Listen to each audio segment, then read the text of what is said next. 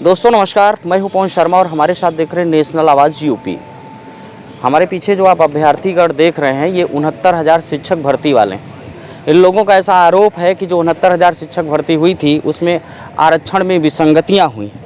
OBC और SC के आरक्षण में जो है काफ़ी पैमाने पर उनकी सीटों के साथ घोटाला हुआ है, क्योंकि इनका ये भी कहना है कि जैसा कि उन्होंने पहले बातचीत करने में बताया है कि नियमतः 69,000 में से 18,000 प्लस वैकेंसी का जो फिलिंग होना था, जो नियुक्ति होनी थी, वो ओबीसी कैटेगरी में होनी चाहिए थी, लेकिन मात्र 2600 सीटों को भर्ती किया गया, यानी लगभग 16,000 सीटों का उसमें घोटाला किया गया। और दूसरी बात इनका ये भी कहना है कि जो एससी एसटी कैटेगरी में है 14,000 प्लस सीटों की भर्ती होनी चाहिए थी, लेकिन उसमें 12,000 के समथिंग सीटों को भरा गया। लगभग 1,500 से 2,000 सीटों का उनका घोटाला हुआ है।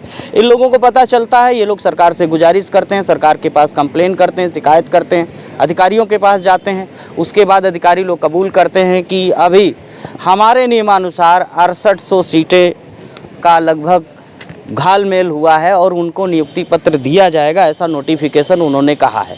इन लोगों का कहना है अभी तक 6,800 जो नियुक्तियां होना है उस पर अभी सरकार कान में उंगली नहीं डाल रही है, ना ही वो अपना नाक कान खोल रही है, वो चुपचाप बैठी है और इन लोगों को धरने पे मजबूर कर दिया। बाकी चीज़ तो यही लोग मिलकर के बताएंगे। देखिए यहाँ पर तमाम महिलाएं बैठी हैं, महिला अभ्यर्थी बैठी हुई हैं, घर परिवार छोड़ करके आई हैं, नौकरी की तलाश में आई हैं, क्योंकि इनकी वो नौकरी है जो इनको जायज़ हक है।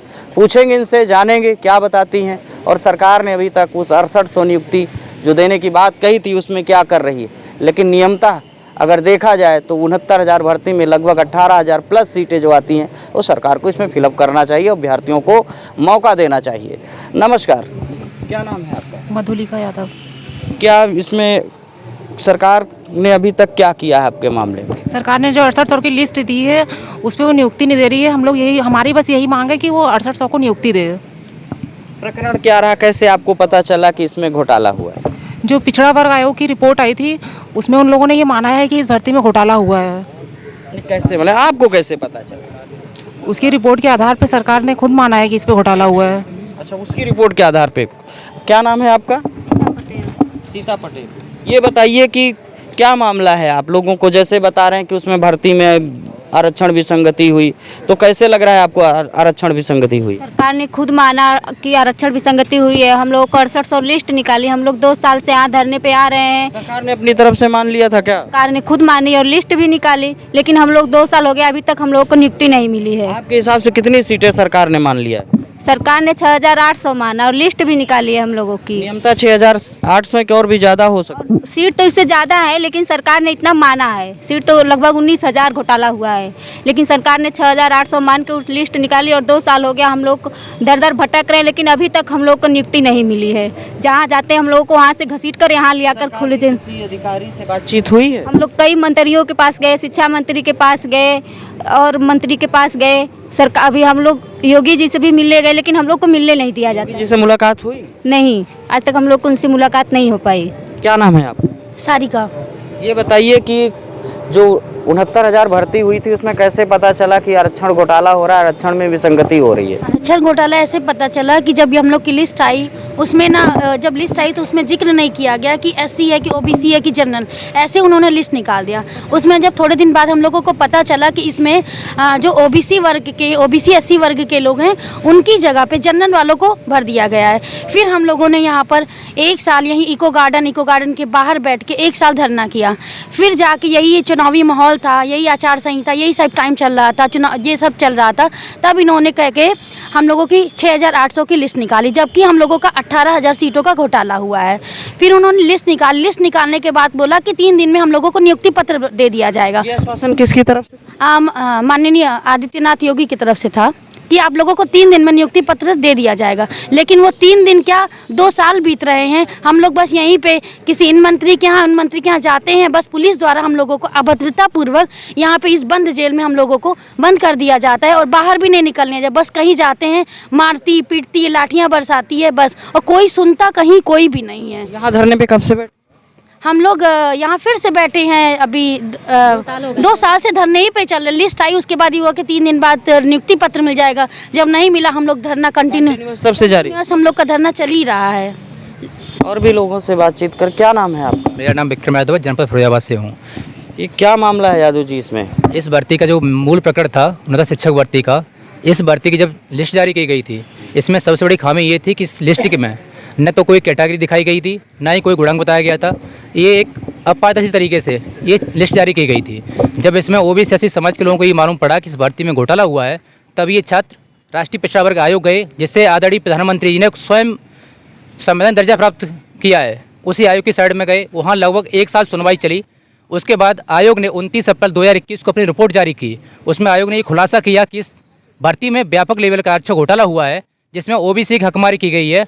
और राष्ट्रीय पिछड़ा वर्ग आयोग ने अपनी रिपोर्ट में ये स्पष्ट किया कि यूपी सरकार जिन छात्रों का हक मारा गया है उन छात्रों को न्याय दे, साथ ही साथ जो अधिकारी जिन्होंने ये घोटाला किया उन अधिकारियों पर कार्रवाई भी की जाए। ये बताइए कि 69,000 भर्ती हुई तो आपके हिसाब से ओबीसी की कितनी सीटें होनी चाहिए थी? ओबीसी की लगभग 18,598 सीटें हैं, भर्ती कितनी हुई?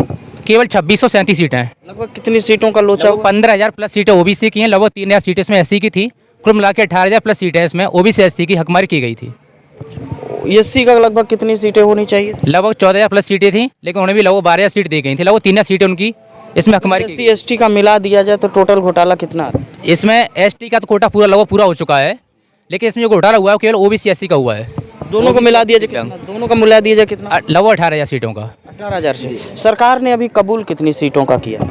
जब विधानसभा चुनाव हुआ था उससे पहले उत्तर प्रदेश के मुख्यमंत्री इतने डरे हुए थे कि उन्होंने आने फाने में हम लोगों का प्रतिनिधि मंडल अपने पास बुलाया। उन्होंने कबूल किया कि इसमें 18,000 नहीं 6,800 सीटों घोटाला हुआ है। उसके बावजूद उत्तर प्रदेश के मुख्यमंत्री इतने मतलब अपनी सरकार को या ओबीसी एससी के साथ इतना अन्याय कर रहे हैं कि उन्हें पता है कि भर्ती में आरक्षण घोटाला हुआ। उन्होंने खुद कबूल किया, बेसिक शिक्षा विभाग को निर्देशित किया।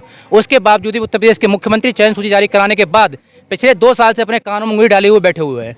6800 की जो सूची निकली, चयन सूची निकल आई थी, 6800 की सूची जारी हो गई थी और चुनाव से पहले इन छात्रों को नियुक्ति पत्र भी मिलना था।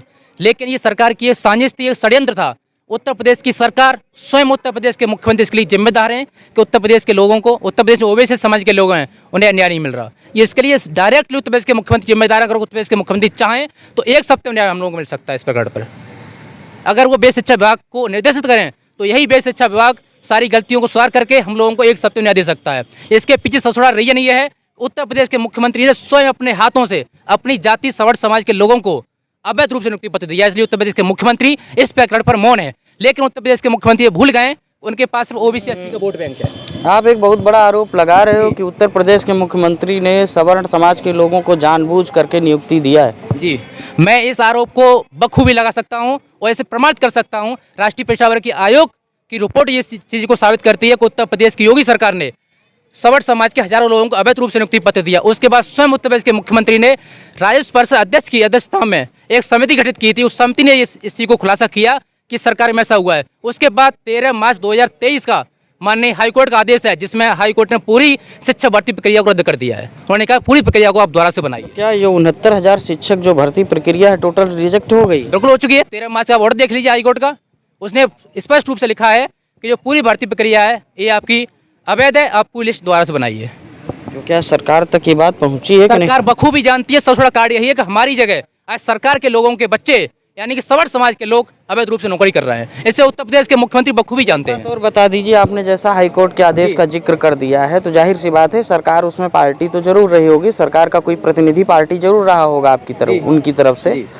तो उनकी तरफ से पार्टी कौन बना हुआ था? सरकार की तरफ से जो अधिवक्ता हैं वो सिर्फ अपनी खाना पूर्ति करने के लिए कोर्ट में जाते हैं। स्वयं उत्तर प्रदेश के मुख्यमंत्री कहते हैं कि हम अपना पक्ष रख रहे हैं, लेकिन ऐसा कुछ नहीं है। वहाँ सरकार का वकील सिर्फ अपने खाना पूर्ति करता है, जाके कोर्ट में तमाशा देखता है। अगर सरकार चाहे तो ये सिर्फ 7 दिन का मैटर है। ये सरकार जिस दिन चाहे उस डेट में से अंतरिम रिलीफ लेकर हम लोगों को नियुक्ति दे सकती है, न्याय दे सकती है। तब ये बताइए कि आपको जो कोर्ट का आदेश है उसको फॉलो करेंगे या अभी आपकी मांग है केवल 6800 नियुक्ति दे दिया जाए? हमें 6800 की नियुक्ति चाहिए। ये भी एक लिस्ट रिवेट करने के बावजूद ही 6800 लिस्ट जारी हुई होगी। ये तो नहीं किसी अधिकारियों ने भांग पी करके लिस्ट जारी कर दी होगी। मुख्यमंत्री के आदेश के बाद ही 68 चयन सूची जारी हुई थी। और जब कोर्ट ने कहा है कि आप जो है लिस्ट को रिवीट कीजिए, तो हम तो उस चीज़ के लिए सहमत हैं, आप लिस्ट रिवीट कीजिए। लेकिन पूरी भर्ती प्रक्रिया जो लिस्ट है, जो चयन सूची है, वो सार्वजनिक होनी चाहिए। उसमें यूआर की 50% सीटें वो क्लियर होनी चाहिए 34,500। उसके बाद ओबीसी की 18,598। उसके बाद एससी की अब दिखा दीजिए, चाहे हमारी सीटें 1,000 हों चाहे 18,000 हों, आप पूरी चयन सूची पारदर्शी तरीके से जारी करवा दीजिए, हम उसमें सहमत हैं। यानी टोटल जो भर्ती प्रक्रिया हुई है उसकी लिस्ट सार्वजनिक कर दी जाए चाहिए विधिवत तरीके से। विधिवत तरीके से। आपको लगता है कि उसमें जो है बहुत कुछ घपला हो गया? इस लिस्ट में उत्तर प्रदेश के मुख्यमंत्री या बेसिक शिक्षा विभाग का कोई भी अधिकारी ये बता दे कि इस भर्ती में यूआर की आपने जितनी भर्ती प्रक्रिया अभी तक देखी होगी, ऐसी कोई भर्ती नहीं है जिसमें कट ऑफ डिसाइड न की जाती हो, जिसमें category wise cut off decide न की जाती हो। लेकिन इस भर्ती में न तो यूआर की कट ऑफ पता है। मैं उत्तर प्रदेश के मुख्यमंत्री को चैलेंज करता हूं, उत्तर प्रदेश के मुख्यमंत्री लाभा की बता दें कि इस भर्ती में यूआर की कट ऑफ क्या है, ओबीसी कट ऑफ क्या है, एससी कट ऑफ क्या है, कितने लोगों का इस सरकार ने एससी कैटेगरी में सेलेक्ट किया है, कितने का ओबीसी में किया, कितने जनरल में किया है। ये भर्ती पूर्णतः फर्जी है। स्वयं इसी को हाईकोर्ट मानता है, टोटल भर्ती है फर्जी है। इस चीज को मैं नहीं मानता, उत्तर प्रदेश हाईकोर्ट की लखनऊ खंडपीठ मानती है। 13 मार्च 2023 का आदेश चला के कह रहा है कि भर्ती पर ये पूर्णतः फर्जी है, लिस्ट को रिव्यू किया जाए। लेकिन ये सरकार अपने लोगों को बचाने के लिए इस लिस्ट को रिव्यू नहीं करती है किसी तरीके से। अब डायरेक्ट सरकार को क्या मैसेज देना चाहते हो? डायरेक्ट सरकार को मैसेज देना चाहते हैं, जिस तरीके से उत्तर प्रदेश के मुख्यमंत्री हमारे पकड़ पर अपने लोगों को बचाने के लिए हमारे साथ जो अन्याय उत्पीड़न करा रहे हैं, उसके लिए उत्तर प्रदेश के मुख्यमंत्री डायरेक्टली जिम्मेदार हैं। वो समय रहते जाग जाएं। अंत की स्थिति में जिस तरीके से उन्होंने हमें विधानसभा चुनाव से पहले बेवकूफ़ बनाया था कि हम 68 लोगों को चयन सूची जारी करके नियुक्ति देने जा रहे हैं, लेकिन उसके बाद उत्तर प्रदेश के मुख्यमंत्री ने 2 साल तक इस पर कोई कार्य नहीं किया। क्या उत्तर प्रदेश के मुख्यमंत्री दिखाई देता? अभी हम लोग बीजेपी कार्यालय घेर के आ रहे हैं, क्या उत्तर प्रदेश के मुख्यमंत्री दिखाई देता? क्या केशव प्रसाद मौर्य जी नहीं जानते, रुपया पटेल नहीं, कोई नहीं जानता इस मैटर को। लेकिन ये लोग जानबूझ के, क्योंकि हम दल पिछड़े समाज से हैं, इसलिए ये लोग हम लोगों को न्याय नहीं देना चाहते हैं। सरकार तो कहती है सबका साथ सबका विकास कौन है। कहता है? सरकार अगर कहती है तो 68,500 शिक्षक भर्ती में सरकार ने ओबीसी समाज के 10% लोगों को नौकरी से वंचित किया था। 69,000 में आपके पास पर्याप्त एविडेंस है जिसमें सरकार ओबीसी ऐसी समाज का अन्याय कर रही है। इस पर एविडेंस क्या चाहिए आप लोगों को बताओ? और भी लोगों से बातचीत करें, डायरेक्ट सरकार से क्या कहना चाहते? सर, मेरा माननीय मुख्यमंत्री से इतना ही निवेदन है कि वो हमें नियुक्ति पत्र दें। 2 साल हो गया, हम लोग बहुत संघर्ष कर रहे हैं और कब तक रुलाएंगे? कितना हम लोग संघर्ष करें, कितना हम लोग को बेरहमी के साथ यहाँ लाकर घसीट कर यहाँ इको गार्डन में डाल दिया जाता है, जेल की तरह बंद कर दिया जाता है। अगर हम लोग अपनी गुहार लगाते हैं तो हम उनसे केवल अपना नियुक्ति पत्र ही तो मांग रहे हैं, और क्या मांग रहे हैं? वो भी उनसे ये नहीं हो रहा है तो अपना पद त्याग दें और किसी और को दें ताकि वो हमारी सुने। मंत्री जी अपना पद त्याग दें? मुख्यमंत्री नहीं, शिक्षा मंत्री, जो हमारे संदीप सिंह शिक्षा मंत्री हैं, वो अपना पद त्याग दें और उसकी जगह पर कोई ऐसा इंसान आए जो हमारी बात। प्रक्रिया में किसको दोषी मानते हैं कि कौन चाहे तो भर्ती कर सकता है, कौन किसने टांग लगा रखी? इसमें सारे मंत्री लोग शामिल हैं और हम तो सबसे पहले कहेंगे माननीय मुख्यमंत्री जी को, क्योंकि वो अगर सचेत होते तो इतने लापरवाहियाँ ना होती यहाँ पर। अच्छा, यानी कि आपको लगता है कि मंत्रालय का मिस्टेक है? संदीप सिंह को सुनवाई करनी चाहिए क्योंकि वो सुन नहीं रहे हैं। ये बताइए डायरेक्ट सरकार को क्या कहना चाहते हैं? बस हम यही चाहते हैं कि हम लोगों को नियुक्ति दे 6800 अभ्यर्थियों को, और क्या, बस और कुछ नहीं। 6800 चाहिए कि जो हाई कोर्ट का आदेश आया है कि उसमें जो प्रक्रिया निरस्त हो जाए उस पर भी कि 6800 ही नियुक्ति हो? तो अभी तक तो हम लोग 6800 की ही मांग कर रहे हैं। वो तो प्रक्रिया तो हो गया, 8 महीने हो गए प्रक्रिया रद्द करने के लिए। उन्होंने तो कहा था पूरी लिस्ट ही पूरी ये रद्द कर दी जाए, इसको फिर से इसको बनाया जाए, लेकिन उस पर वो विचार विमर्श कहाँ कर ही रहे हैं। तो इसलिए हम लोगों से हम बातचीत कर लेते हैं।